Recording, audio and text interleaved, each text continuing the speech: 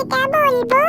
বলো সোনা, কাকে মিস করছো তুমি? আমি আমার মামার বাড়ি দুষ্টু দাদুকে খুব মিস করছি মা, কতদিন পর দাদুকে দেখিনি। সোনা দেখ, তুই বড়দাদুর কথা বললি আর হাই দেখ কে আসছে, তোর বড়দাদু চলে এসেছে। এই তো আমার খচ্চর নাতি, আমি এসে গেছি। আমারও তোর কথা খুব মনে পড়ছিল বাবা, তাই আর ঘরে থাকতে পারলাম নি, চলে এলুম তোর কাছে। হ্যাঁ রে বাবা, তোদের মাঠটা তো ভীষণ সুন্দর দেখতে লাগছে। বাবা যাকে কোলে আয় আগে আমার নাতি, কতদিন তোকে দেখিনি, আয় একটু আমার কোলে আয় শোনা। বাবা তোর জন্য কেমনটা একবারে ছটফট ছটফট করছিল ঘরেতে। ও খচ্চর দাদু, তোমার কথাও আমার খুব মনে পড়ছিল, কিন্তু তুমি এবার এসে গেছো, এবার খুব মজা করবো আমরা।